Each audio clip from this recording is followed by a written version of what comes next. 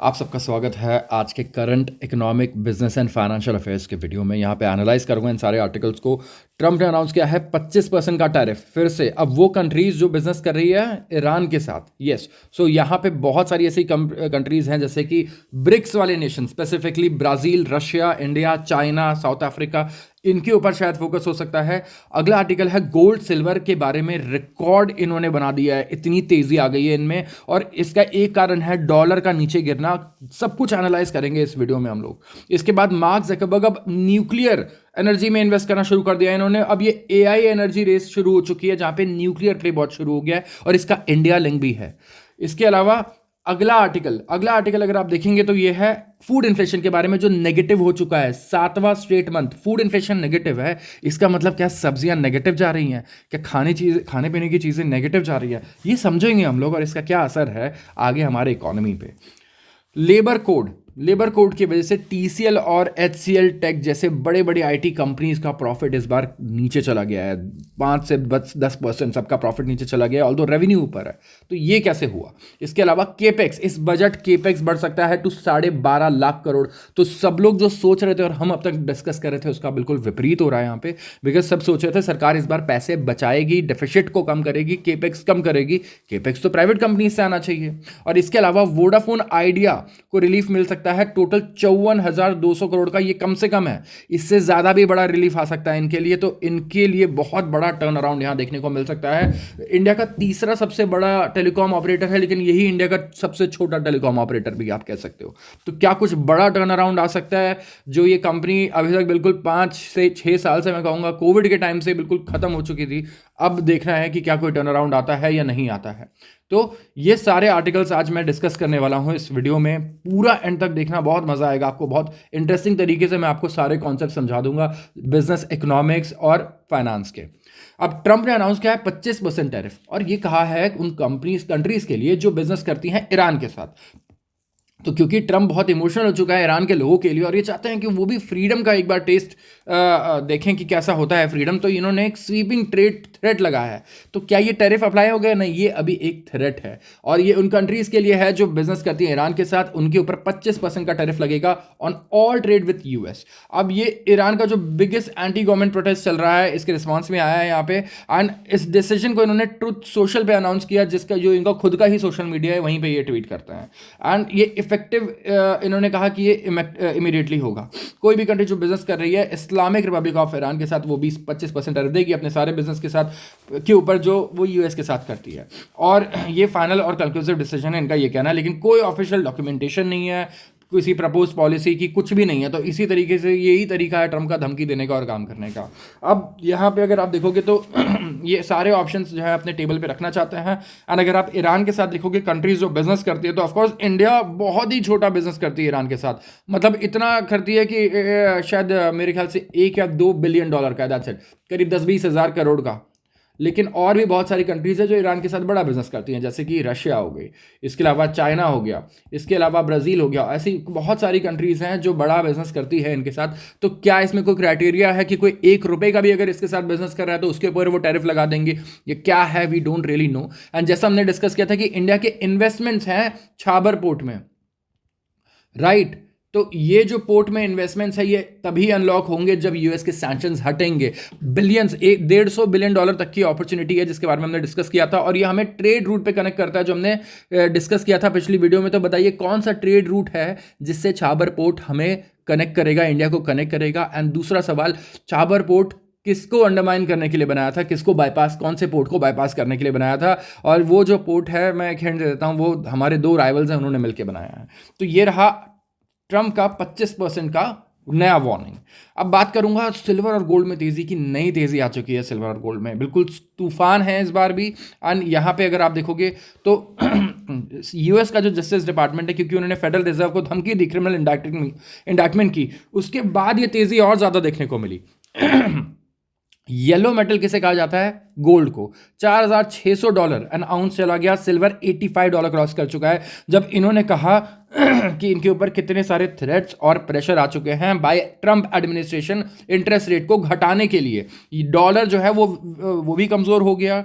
US के 10 year treasury yield भी और ऊपर चले गए, और रिपीटेड अटैक्स हमें देखने को मिल रहे थे बाय डोनाल्ड ट्रंप, और ये मेजर फैक्ट है जो प्रोपेल कर रहा है गोल्ड और सिल्वर को सक्सेसिव पीक में इस वक्त। तो देखना होगा आगे क्या होता है, आगे क्या अपडेट्स आते हैं। लेकिन इसी के साथ साथ डॉलर भी आपको देखना होगा। इसी न्यूज़ के साथ डॉलर को पढ़िए।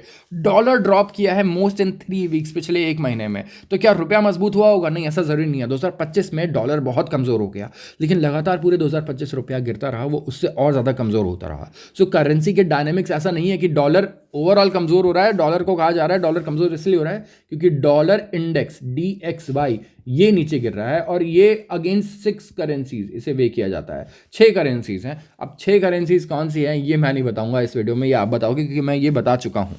अब डॉलर डिक्लाइन हुआ है most in the 3 weeks as Federal Reserve ने फेस किया है ग्रैंड जूरी सबीनास। और ब्लूमबर्ग का जो डॉलर स्पॉट इंडेक्स है ये 0.3% नीचे गया, बिगेस्ट ड्रॉप आया। अब इसी की वजह से बहुत बड़ा रीजन है कि गोल्ड और सिल्वर भी ऊपर गए हैं और दूसरी कमोडिटीज भी ऊपर गई हैं, क्योंकि डॉलर अगर आप देखोगे डॉलर का जो रेट है वो डायरेक्टली इनवर्स होता है, इनवर्स रिलेशन होता है कमोडिटी के साथ। तो अगर डॉलर आज सस्ता हो रहा है, नीचे गिर रहा है, तो गोल्ड सिल्वर और दूसरे कमोडिटी के दाम क्या होंगे? बढ़ेंगे, ऊपर जाएंगे। लेकिन डॉलर अगर मजबूत हो रहा है, डॉलर और ऊपर जा रहा है, तो कमोडिटी के दाम नीचे जाते हैं, क्योंकि महंगा जब हो जाता है कुछ भी तो उसे लोग सप्लायर्स बायर्स जो है खरीदना अवॉइड करते हैं। तो ये कमोडिटी के साथ अक्सर देखा गया है ऐसा ही। अब जेरोम पॉवेल की कहानी ही यहाँ पे भी आगे स्ट्रेच होती है कि सेंट्रल बैंक के ऊपर बहुत सारा प्रेशर है, और क्योंकि लोग डर गए हैं सरकार और सेंट्रल बैंक के बीच में ऐसी लड़ाई देख करके लोग डर जाते हैं, तो वो क्या करते हैं? वो पैसा और सेफ जगह पे लगाने की कोशिश करते हैं, जैसे गोल्ड हो गया, सिल्वर हो गया। वो स्टॉक मार्केट में भी पैसा नहीं लगाना चाहते, वो करेंसी को भी हेज करना चाहते हैं, उन्हें करेंसी पर भी विश्वास कम हो जाता है। तो इसीलिए डॉलर यहाँ पे वीक होता हुआ हमें नजर आया। और साथ ही साथ अगर आप देखोगे तो गोल्ड सिल्वर इसीलिए और ज़्यादा मजबूती से ऊपर गया है। अब सारी चीज़ें ऐसी हो रही हैं जो गोल्ड सिल्वर को ही फेवर कर रही हैं, जैसे यूएस का वेनेजुएला पर अटैक, इसके अलावा ईरान में जो चीज़ें चल रही हैं, और साथ में ट्रंप और जो वहाँ का सेंट्रल बैंक है उसके बीच में जो लड़ाई चल रही है। अब बात करूंगा मेटा की। मेटा मतलब फेसबुक, इंस्टाग्राम और व्हाट्सएप को चलाने वाली कंपनी की parent company Meta. Mark Zuckerberg जिसे लीड करते हैं, 6.6 गीगावाट का न्यूक्लियर प्ले किया है इन्होंने। जकरबर्ग अब एआई एनर्जी रेस में घुस चुके हैं। तो अभी तक तो हम आर्टिफिशियल इंटेलिजेंस और डेटा सेंटर सुन रहे थे, अब ये न्यूक्लियर पावर में इन्वेस्ट कर रहे हैं और न्यूक्लियर कंपनीज खरीद रहे हैं। अब आप ये देखिए मेटा ने क्या किया है, लास्ट फ्राइडे बड़ा न्यूज बनाया इन्होंने। 3 मासिव न्यूक्लियर एनर्जी डील्स कर ली 6.6 गीगावाट ऑफ पावर की 2035 और इसमें इंडिया का एंगल भी है, मैं आपको बताऊंगा आगे कैसे। और ये इतना पावर है कि 50 लाख घरों को इससे पूरी तरीके से इलेक्ट्रिसिटी देके आप लाइट अप कर सकते हैं। और मार्केट बिल्कुल एब्सोल्युटली वाइल्ड हो चुका है। ये जो स्टॉक्स हैं ये 20% ऊपर चले गए यहाँ पे, जो न्यूक्लियर एनर्जी वाले स्टॉक्स थे। और कॉन्टेक्स्ट ये है कि one of the biggest corporate buyer बन गया है न्यूक्लियर एनर्जी का अमेरिकन हिस्ट्री में। कौन? मेटा। 20 साल का अग्रीमेंट साइन किया है 3 कंपनीज के साथ, विस्त्रा, ओक्लो और साथ में टेरा पावर। लेकिन क्यों? क्योंकि एआई जो इलेक्ट्रिसिटी खा रहा है वो ब्रेकफास्ट, लंच और डिनर की तरह तीनों टाइम इलेक्ट्रिसिटी कंज्यूम कर रहा है। और यूएस का जो पावर डिमांड है डेटा सेंटर के लिए एक्सपेक्टेड है कि ये बढ़ेगा एटलीस्ट 30% बाई 2030। यस, तो यूएस में इस टाइम पे डेटा सेंटर्स के लिए जितनी पावर की रिक्वायरमेंट है उतना पावर यूएस में एग्जिस्ट ही नहीं करता है। इसके ही साथ मेरा अगला सवाल, दुनिया में कौन सी कंट्री है जो सबसे ज्यादा इलेक्ट्रिसिटी प्रोड्यूस करती है? सबसे ज्यादा कैपेसिटी किसके पास है? मेटा बिल्ड कर रहा है समथिंग जिसे हम कहते हैं प्रोमेथस सुपर क्लस्टर ओहायो में। 1 गीगावाट का डेटा सेंटर है जिसको ऑनलाइन लेकर आना चाहते हैं 2026 में। और 1 गीगावाट कोई जोक नहीं है, ये 7.5 लाख घरों को पावर कर सकता है। 1 गीगावाट में इतनी एनर्जी होती है, इतना पावर होता है, ये आप ये सोचिए इसका स्केल। और यहाँ पे अगर आप देखोगे तो प्रॉब्लम यहाँ पे ये है कि इतना जूस ही नहीं है ग्रिड में कि वो कीप अप कर सके। सोलर और विंड ग्रेट है लेकिन ये अनरिलायबल है। गैस प्लांट क्लाइमेट कमिटमेंट को कॉन्ट्रडिक्ट करते हैं। तो सिर्फ एक ऐसा सोल्यूशन जो 24 घंटे आपको क्लीन बेस लोड पावर देता है वो क्या है? वो है न्यूक्लियर पावर। तो इनका अप्रोच बहुत ही फैसिनेटिंग है। और यहां पे अगर आप देखोगे तो फाइनेंशियल टर्म्स डिस्क्लोज नहीं किए गए हैं, लेकिन यहां पे क्या यूज होने वाला है, अब इंडिया का एंगल आता है, मैं आपको बताता हूं क्या। यहां पे यूज हो रहा है स्मॉल मॉड्यूलर रिएक्टर्स, जिसे कभी कमर्शलाइज ही नहीं किया गया स्केल पर। और यही सेम वर्ड अगर आप देखोगे तो इंडिया में यूज हो रहा है। इंडिया में हम लोग लाना चाहते हैं स्मॉल मॉड्यूलर रिएक्टर्स, एसएमआर, और इसमें कुछ कंपनीज इंडिया में काम करना चाहती हैं जैसे कि एलएनटी, एनटीपीसी, ये और भी न्यूक्लियर एनर्जी। हमारे यहाँ न्यूक्लियर एनर्जी वगैरह अगर आप देखोगे तो अभी बहुत स्मॉल केस पे है, लेकिन न्यूक्लियर एनर्जी अगर आप देखेंगे तो अब इंडियन गवर्नमेंट इसकी कैपेसिटी बढ़ाना चाहती है, लेकिन हम यूज करना चाहते हैं स्मॉल मॉड्यूलर रिएक्टर्स, जो यूएस में भी आज तक कभी यूज नहीं हुआ है, बहुत ही एडवांस है ये, और इंडिया के पास न्यूक्लियर टेक्नोलॉजी है नहीं एडवांस मैं कहूँगा। तो हम टेक्नोलॉजी ट्रांसफर पे फोकस कर रहे हैं, और इंडिया में न्यूक्लियर पॉलिसी भी पूरी तरीके से आ रही है, जो पूरी हम काफ़ी चेंजेस कर रहे हैं जो हमारी न्यूक्लियर पॉलिसी है उसमें, और कुछ चीज़ें चेंज कर रहे हैं जैसे कि जो कंपनी की लाइबिलिटीज़ हैं, अनलिमिटेड लाइबिलिटीज़ हैं, ये सारी चीज़ें बदल रहे हैं। तो ये स्मॉल मॉड्यूलर रिएक्टर्स, इस पर नजर रखो, ये इंडिया को भी चाहिए, और इंडिया में एलएनटी के साथ मैंने पढ़ा है पिछले न्यूज़ पेपर्स में कि एलएनटी यहाँ पे वर्क करना चाहता है, टेक्नोलॉजी ट्रांसफर चाहता है किसी तरीके का। एनटीपीसी से मुझे ज़्यादा उम्मीद नहीं है, लेकिन इसके अलावा आई थिंक एनआईएसीएल वगैरह है जो यहाँ पे कुछ कर सकता है। तो ये बहुत इंपॉर्टेंट है जिसको आप ट्रैक कर सकते हो अगर आप शेयर मार्केट वाले इंसान हो तो, नहीं तो वैसे भी आपको पता होना चाहिए। अब अगले आर्टिकल पे आ जाता हूँ, और यह है फूड इन्फ्लेशन के बारे में। फूड इन्फ्लेशन नेगेटिव गया है, 7वां स्ट्रेट ये महीना है जब फूड इन्फ्लेशन नेगेटिव है। तो इसका मतलब क्या है? अगर आप देखोगे रिटेल फूड इन्फ्लेशन इंडिया में ये नेगेटिव जोन में है फॉर 7th कंसेक्यूटिव मंथ। दिसंबर में 2.71% ईयर ऑन ईयर बढ़ा, क्योंकि बेस इफेक्ट था, मतलब बेस ही बहुत कम था, और वेजिटेबल और पल्सेस के दाम भी लगातार नीचे गए हैं, लेकिन ये बढ़ा 3.91% नवंबर में। तो प्राइसेस काफ़ी सारे फूड आइटम्स के ऊपर चले गए थे। अब कंज्यूमर फूड प्राइस इंडेक्स ये डिक्लाइन हुआ है 0.4% से। ये CPI consumer food price index क्या बोल रहा हूँ मैं, होता क्या है ये? यही इन्फ्लेशन मेजर करने का हमारा टूल है। हम लोग इससे क्या मेजर करते हैं? इन्फ्लेशन। तो अगर आप इन्फ्लेशन मेजर करना चाहते हो तो आप यूज़ करोगे सीपीआई, कंज्यूमर प्राइस इंडेक्स, और कंज्यूमर फूड प्राइस इंडेक्स मतलब खाने पीने की चीज़ों के दाम आपको ये सेपरेटली बता देगा। तो 2024 में दिसंबर में फूड इन्फ्लेशन रेट था 8.39%। हमारी उस टाइम पे हालत ख़राब हुआ करती थी, शेयर मार्केट और पूरी दुनिया, पूरी इकोनॉमी वेट करी थी कब इन्फ्लेशन नीचे जाएगा और हमारे ब्याज दर भी नीचे आएंगे। अब एनालिस्ट एक्सपेक्ट कर रहे हैं कि जो फूड और बेवरेज सेगमेंट है ये वापस से रिवर्ट होगा टू इन्फ्लेशन इन जनवरी 2026, क्योंकि ये डिफ्लेशनरी टेरिटरी में रहा है। डिफ्लेशन का मतलब होता है महंगाई दर का घटना, इन्फ्लेशन का मतलब होता है महंगाई दर का बढ़ना। तो नेगेटिव टेरिटरी में चला गया था, मतलब इन्फ्लेशन वेजिटेबल कैटेगरी में आ गया था 18.47%। सर्दियों में सब्जी के दाम सस्ते हो जाते हैं, ये सीजनैलिटी है, ये हमें पता है। गर्मियों में वही चीज़ें महंगी हो जाती है, हमें ये भी पता है। तो ये कहीं ना कहीं जो चल रहा है नेगेटिव होना, मेरे ख्याल से हमें एक बार ट्रेंड देखना होगा, but this should be common. ऐसा नहीं है कि ये कॉमन नहीं है। एडिबल ऑयल और फ्रूट इन्फ्लेशन अगर आप देखोगे तो ये ऊपर रहा है 6.75%, 6.6%।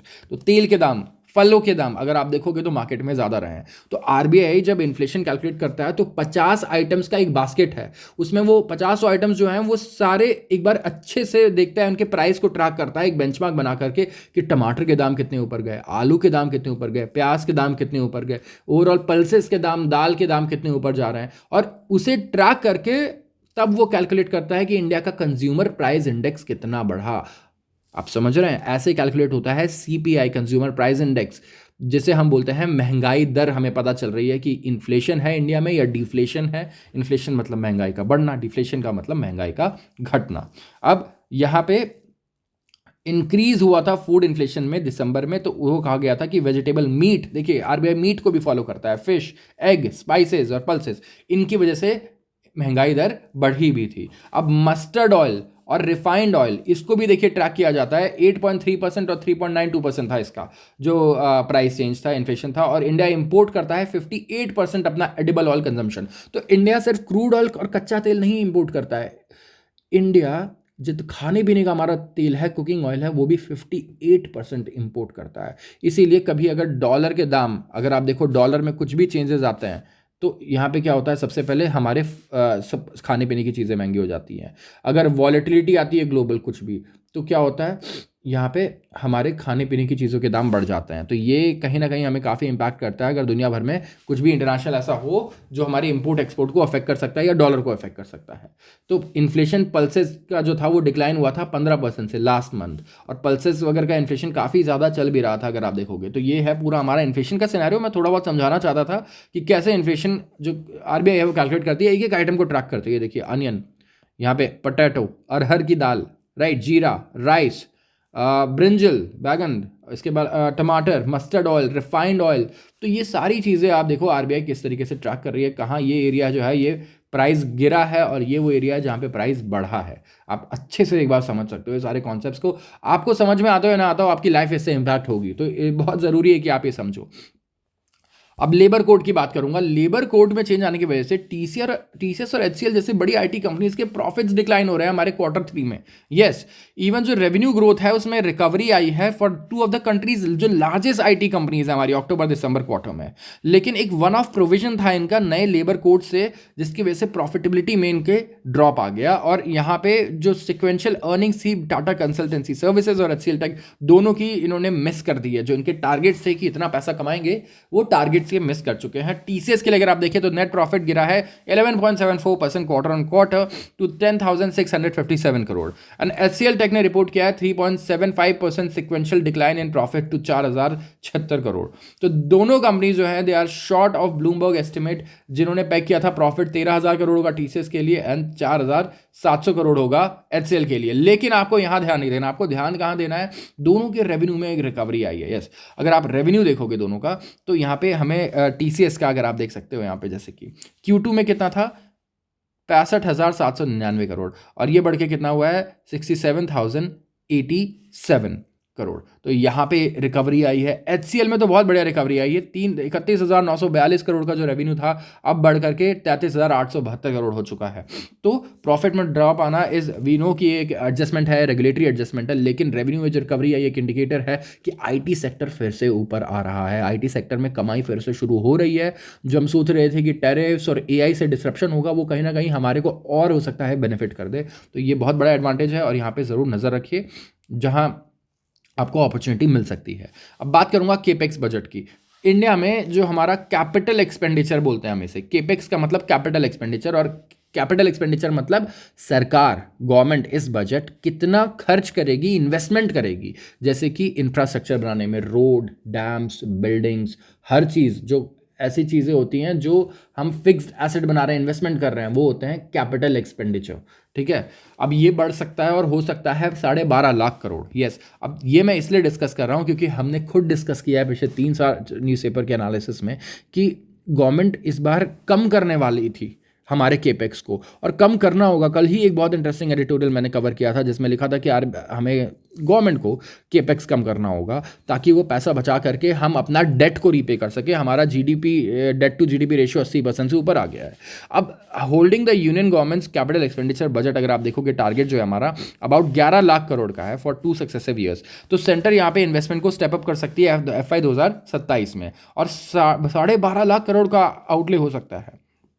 और यहाँ पे ये जो इंक्रीज है इसे काउंटर साइक्लिकल मेजर देखा जा रहा है to support domestic economic activity. India में जो डोमेस्टिक इंडिया के अंदर जो इकोनॉमिक एक्टिविटी हो रही है उसे बूस्ट करने के लिए, जहाँ पे ग्लोबल अनसर्टेनिटीज जैसे कि टैरिफ बाय यूनाइटेड स्टेट्स हमें काफ़ी परेशान कर रही है हमारे एक्सपोर्टर्स को। प्राइवेट इन्वेस्टमेंट और ओवरऑल ग्रोथ भी उसी की वजह से कहीं ना कहीं रुका हुआ है क्योंकि प्राइवेट प्लेयर्स अपना पैसा फंसाना नहीं चाहते। ऐसा नहीं कि हमने बिलियंस ऑफ डॉलर्स लगा दिया और उसके बाद यूएस से कुछ ऐसी न्यूज़ आ गई जिसकी वजह से पैसा फंस गया या पैसा डूब गया। तो गवर्नमेंट को यहाँ पे कहीं ना कहीं रिस्क लेना पड़ रहा है क्योंकि एंटरप्रेन्योर्स यहाँ पे जो हम कहूँगा जिनके पास कैपिटल है बहुत ज़्यादा इंडिया में, वो तो कैपिटल नहीं डिप्लॉय कर रहा है इतना ज़्यादा। अब गवर्नमेंट यहाँ पे कीप करेगी मेंटेन करेगी capex to GDP ratio of close to 3%। GDP का 3% हम लोग केपेक्स करेंगे, कैपिटल एक्सपेंडिचर मतलब इन्वेस्टमेंट करेंगे। तो पब्लिक फाइनेंस पर्सपेक्टिव से अगर आप देखोगे तो 3% एक ऑप्टिमल रेशियो होता है। जो कोई भी कंट्री अगर अपने जीडीपी का 3% खर्च करती है कैपिटल एक्सपेंडिचर में, इन्वेस्टमेंट में, ग्रोथ में, तो उसे माना जाता है कि ऑप्टिमल है ये। And much like the original fiscal responsibility and budget management FRBM act, बहुत लोगों को पढ़ना होगा आप में से जो व्यू देख रहे हैं, और नहीं भी पढ़ना होगा तो आपको पता होना चाहिए कि FRBM एक एक्ट है, fiscal responsibility and budget management act, और ये बेंचमार्क सेट करता है कि आपको कितना खर्च करना चाहिए, खर्चा कैसे चलाना चाहिए देश का, किस चीज़ पे इससे ज़्यादा खर्च नहीं करना चाहिए, इससे कम भी नहीं करना चाहिए, क्या ऑप्टिमल है, कितना केपेक्स होना चाहिए, कितना रेवेन्यू एक्सपेंडिचर होना चाहिए, ये सारी चीज़ें। तो ये भी कहता है कि 3% जो बेंचमार्क है फिस्कल डिफिसिट का हमें वो अचीव करना चाहिए और फिस्कल डिफिसिट अभी 4% के आसपास है। तो जो कैपिटल एक्सपेंडिचर है वो एस्टिमेटेड है 3.14% ऑफ GDP और ये ट्रांसलेट कर सकता है into 3.1% of GDP in FY 2027, एक नॉमिनल ग्रोथ अगर आ गई 10% की जिसे हम फैक्टर इन करेंगे। तो ऑफिशियल इंडिकेट कर रहे हैं कि जो बढ़त है FY27 में लाइकली आफ्टर 2 ईयर्स होगी ऑफ स्टेटस को, और जो केपेक्स टारगेट है वो चेंज नहीं हुआ है प्रीवियस 2 बजट में भी, एंड जो ऑफटेक आया है करंट ईयर में बहुत स्ट्रांग है। तो 10 से 15% इंक्रीज आ सकता है गवर्नमेंट के इन्वेस्टमेंट में। और सेंटर का केपेक्स आप देखिए कैसा रहा है, केपेक्स टू GDP 3% के आसपास रहेगा। FY25 में देखिए क्या था, 5.93%। और इसके बाद ये देखिए आप देख सकते हैं ये लगातार हमें जो चेंज है वो नीचे जाता हुआ नजर आ रहा है, ये चेंज है, ठीक है, मैं ओवरऑल चेंज यहाँ पे ट्रैक कर रहा हूँ। और सेंटर का केपेक्स अगर आप देखोगे तो लगातार बढ़ रहा है, राइट, लगातार बढ़ रहा है, बट जो चेंज है वो कहीं ना कहीं नेगेटिव है। तो ये कुछ बढ़िया हो सकता है इकोनॉमी के लिए। यूजुअली ये लिंक्ड होता है GDP ग्रोथ से, जितना गवर्नमेंट केपेक्स करती है GDP ग्रोथ रेट उतना ही ज़्यादा रहता है इंडिया में। सो आई एम एक्सपेक्टिंग कि पॉजिटिव GDP ग्रोथ रेट आना ही आना है अगर गवर्नमेंट केपेक्स कर देती है तो। अब बात करूंगा वोडाफोन आइडिया की, देश के तीसरे सबसे बड़े टेलीकॉम ऑपरेटर की, और इनको रिलीफ मिल सकता है 54,000 करोड़ का। इनके एडजस्टेड ग्रॉस रेवेन्यू ड्यूज जो इन्हें रीपे करने थे, अब यहाँ पे इन्हें माफ़ी मिल सकती है। और जो करंट AGR अमाउंट है 87,700 करोड़, ये यहाँ पे इसके ऊपर बेस्ड है। और इन्होंने जब कैलकुलेट किया तो 54,200 करोड़ का रेवेन्यू करीब करीब मिलता है, मतलब ₹5 पर शेयर का वोडाफोन आइडिया के लिए। तो 62% कट आ गया AGR ड्यूज में on net present value basis, और 8% का जो ब्याज दर है वो भी। अगर आप देख सकते हो शेयर आई थिंक ₹11.25 पर चल रहा था ये, खैर ये तो यहीं दिखता रहता है। तो कोई भी रीअसेसमेंट होगा ऑन बेस AGR, इससे ये और ज़्यादा रिलीफ मिलेगा इन्हें। And according to the sources, government यहाँ पे इवैल्यूएशन कर रही है AGR ड्यूज का at all circle levels following its communication to the number 3 carrier. तो कोई इंटरेस्ट नहीं लगाया जाएगा ड्यू पे, जो फ्रोजन किया गया था by department of telecom. And telecom company जो है उसे अंडरटेकिंग देना होगा कि जो ड्यूज हैं रीअसेस किए गए हैं गवर्नमेंट द्वारा वो फाइनल है, एंड कंपनी ये सारा पे करेगी, ऐसा नहीं कि दोबारा सुप्रीम कोर्ट चले जाएगी। और इन्होंने गवर्नमेंट ने अपने कम्युनिकेशन में कहा था आदित्य बिरला ग्रुप को के टेलीग्राम आर्म को कि इन्हें 124 करोड़ एनुअली देना होगा 6 साल तक, और फिर 100 करोड़ देना होगा एनुअली 4 साल तक स्टार्टिंग 2032। और जो पेमेंट्स हैं रीअसेस और फाइनलाइज्ड ड्यूज के, वो शुरू होंगे मार्च 2036 में on annual basis till March 2041। तो एनालिस्ट मोतीलाल ओसवाल में पॉइंट आउट कर रहे हैं कि लिमिटेड ऑप्शंस हैं of relief by government on 1.2 trillion dues है इनके ऊपर, 1.2 लाख करोड़ के ड्यूज हैं वोडाफोन के ऊपर, ठीक है, मैं बता दूं आपको। और इंटरेस्ट वेवर मिल सकता है या टाइम एंड एक्सटेंशन बढ़ सकता है, लेकिन वोडाफोन को 6,200 करोड़ पे करने होंगे FY27 में, 16,600 करोड़ 28 में, और 27,000 crore each year from FY29 to FY32। तो इक्विटी फंड रेज VI के लिए एक ला सकता है कि मतलब कि अपने स्पेक्ट्रम रूल्स को इक्विटी में बदल सके अगर, तो कुछ राहत मिल सकती है, नहीं तो बहुत टफ है। और ओवरऑल बेसिस पे अगर आप देखोगे स्टार्टिंग 2029 स्पेक्ट्रम ऑक्शंस होंगे, तो इनका डेट जो है और ऊपर जा सकता है, क्योंकि भैया स्पेक्ट्रम ऑक्शन आप पार्टिसिपेट करोगे, इसमें स्पेक्ट्रम लोगे तभी तो लोगों को इंटरनेट दोगे, कॉलिंग दोगे, सर्विसेज। तो 25,000 करोड़ का जो डेट रेस था वो क्रिटिकल था VI के लिए, जिसमें इन्होंने 50,000 करोड़ और 55,000 करोड़ का केपेक्स प्लान अपना प्लान किया, 4G कनेक्टिविटी इंप्रूव की, कैपेसिटी बढ़ाया, 5G कवरेज बढ़ाया, ताकि सब्सक्राइबर डिक्लाइन इनका रुक सके। और ARPU को भी इनके 350 जाना होगा, तब जाके अपने कैश फ्लो को मीट कर पाएंगे। अगर 350 रुपये इन्होंने नहीं चार्ज किए अपने हर एक यूजर से ऑन एन एवरेज हर महीने, तो भैया बड़ा मुश्किल हो जाएगा इनका सर्वाइव करना, इनका ये कहना है। लेकिन अभी भी ये सर्वाइव कर ही ले रहे हैं किसी तरीके से। सो लेट्स सी क्या होता है टेलीकॉम के केस में। सो आज के लिए बस इतना ही। अगर वीडियो अच्छी लग रही है, आप अब यहाँ भी हो, then you should subscribe this channel, ताकि आपको रोज़ अपडेट्स मिलते रहें ऐसे ही। Thank you so much.